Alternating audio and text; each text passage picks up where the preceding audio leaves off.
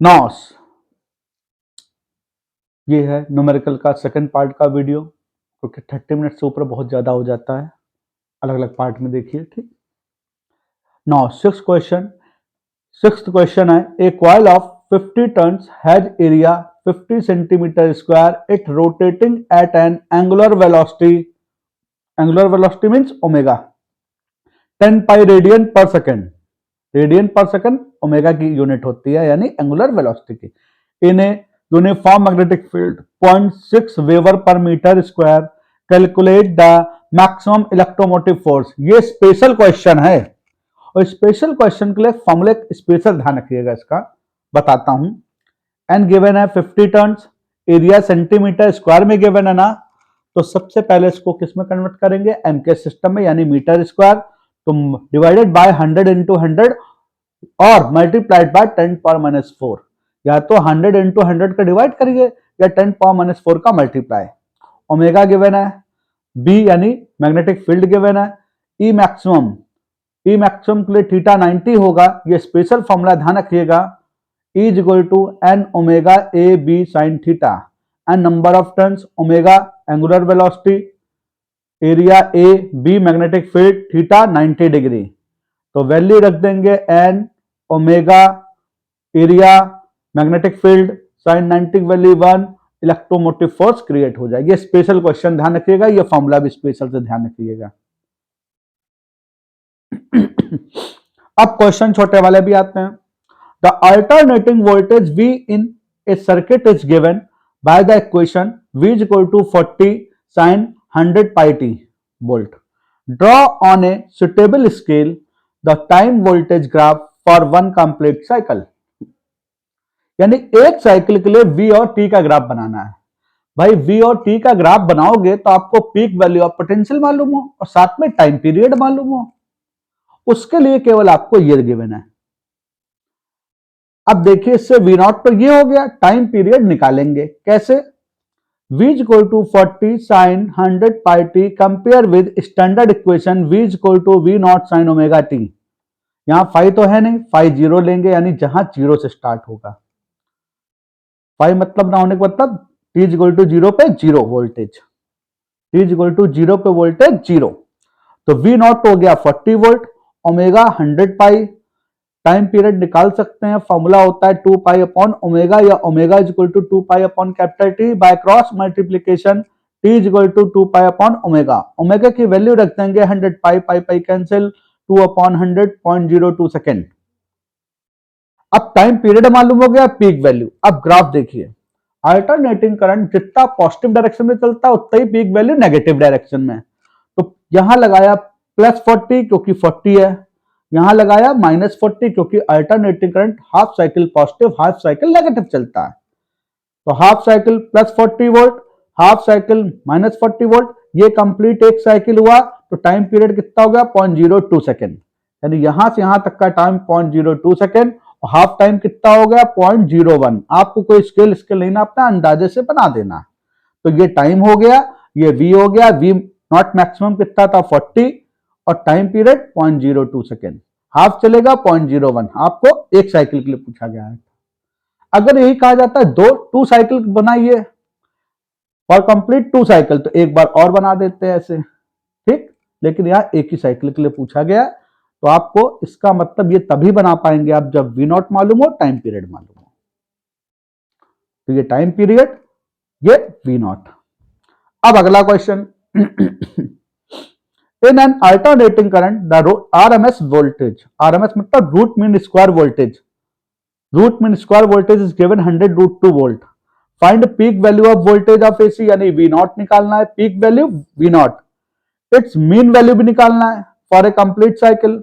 RMS is given 100√2 volt, V naught question mark, V mean question mark, VRMS is equal to V naught upon √2, put the value of VRMS 100√2 by cross multiplication, V naught is equal to 200। हमेशा ध्यान रखिएगा V naught की वैल्यू VRMS से greater होती है। V mean 2 upon pi V naught, V naught की value रख देंगे तो आ जाएगा 400 अपॉन पाई। एक बात और ध्यान सुनिएगा, अगर डायरेक्ट V मीन पूछते हैं तो भी आपको V नॉट निकालना पड़ता है, विदाउट V नॉट से आप V मीन नहीं निकाल सकते हैं। अगर डायरेक्ट वी मीन पूछा जाता तो भी आप सबसे पहले वी नॉट निकालेंगे, इस तरह करेंगे, तब जाके वी नॉट की वैल्यू इसमें पुट करेंगे, वी मीन आएगा।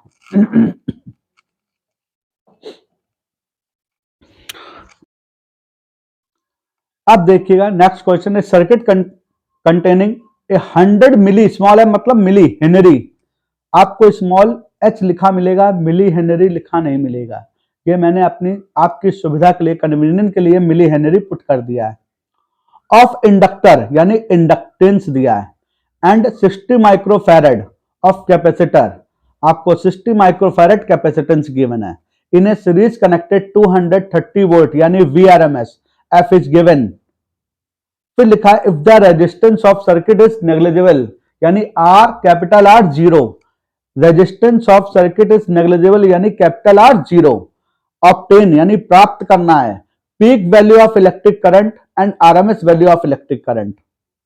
Second part RMS value of potential drop across each element, RMS value of potential drop across each element का मतलब होता है वीएल निकालना है, वीसी निकालना है। फिर what is the average power निकालनी है, और भी कैपेसिटर हो तब और जब इंडक्टर हो तब। तो ये थर्ड वाला तो आपको आंसर आ ही गया होगा, क्योंकि हमने कहा था केवल इंडक्टर होता है तो भी जीरो, जब केवल सी होता है तो भी जीरो, तो जीरो हो जाएगा वो। तो देखिए V R M S given 230, F given 50 hertz, L given है 80 मिली हेनरी। अगर एल गिवन है तो आपको एक्सल निकालना ही पड़ेगा। एक्सल निकालने के लिए फॉर्मूला होता है ओमेगा एल, ओमेगा की वैल्यू 2 पाई एफ, क्योंकि ओमेगा ना देके यहाँ पे फ्रीक्वेंसी दी है, तो आपको एल से एक्सएल निकल आएगा, सी से एक्सी निकल आएगा। बाकी I naught question mark, I R M S question mark, VL question mark, VC question mark, पार question mark. Note point if electric circuit consist only inductor और capacitor then phase difference between potential V and electric current I is always pi by 2। ये हमने लिख दिया है, इससे P zero होगा, वो आगे बताएंगे। एक्सएल ओमेगा एल 2 पाई एफएल से निकाला, कैलकुलेशन आप लोग कर सकते हैं कि नहीं। एक्सी निकाला 1 अपॉन ओमेगा सी, ओमेगा की value 2 pi F C, calculation value put कर दी pi F C. Net electrical impedance, resonance condition तो है नहीं, तब जेड क्या बताया था, एक्सएल डिफरेंस एक्सी या एक्सी डिफरेंस एक्सएल, यानी जो बड़ा हो पहले, इसमें बड़ा क्या है, एक्सी बड़ा है, तो एक्सी डिफरेंस, ये डिफरेंस का साइन है, डिफरेंस जो बड़ा हो पहले, एक्सी डिफरेंस एक्सएल, क्योंकि both are in opposite phase, तो आपका नेट इलेक्ट्रिकल इंपीडेंस आ जाएगा I R M S is equal to V R M S upon Z, यानी V R M S is equal to क्या होता है, I R M S into Z, direct value रखी है, I R M S is equal to V R M S upon Z. V R M S 230, Z 28, solve करने के बाद आया I R M S 8.2 ampere, I R M S आ गया। I not निकाल सकते हैं, कैलकुलेट कर सकते हैं, formula I R M S is equal to I naught upon root two by cross multiplication, I naught is equal to I R M S into root two, I R M S 8.2, root two की value 1.414 multiplied by this one, we get 11.6 ampere, that is called I naught.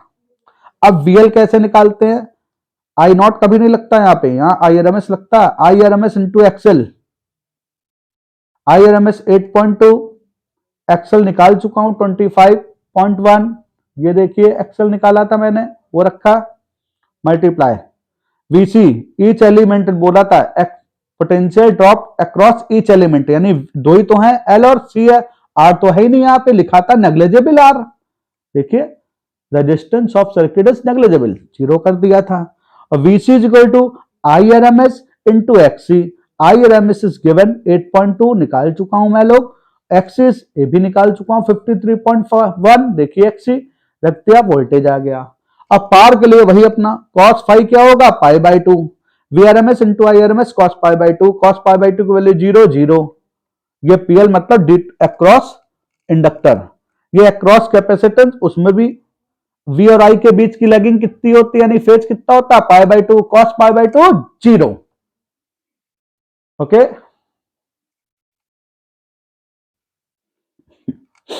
अब आते हैं आपके new question में, इसमें diagram given होगा, बहुत अधिक पूछा जाता है, सीबीएसई आइदर में भी, सीबीएसई ऐसी दोनों में पूछा जाता है, यूपी बोर्ड में भी आई थिंक आता ही होगा। सर्किट गिवन है, R means 40 ohm L inductance 16 henry, capacitance दिया 40 माइक्रोफैरड। लिखा है in LCR circuit shown in figure calculate for given circuit. देखिए इसमें पूछे तो एक्चुअल में क्वेश्चन जो था उसमें 2 थिंग पूछी गई थी, मैंने अपनी तरफ से बाकी बढ़ाया है ताकि एक ही क्वेश्चन में आपको बहुत सारे क्वेश्चन बता सकूं। आर गिवन है 40 ओम, एल गिवन है 16 हेनरी, सी गिवन है 40 microfarad convert into farad. Value दी है v equal to 100 sin 500 t compare with v equal to v naught sin omega t। v naught clear, omega given, z निकालना है, cos phi निकालना है। देखिए power factor, peak value of current, quality factor, power, XL omega L आपको आप compare करेंगे जब हम इससे ओमेगा की वैल्यू 500 आई, वी नॉट की वैल्यू इतनी आई।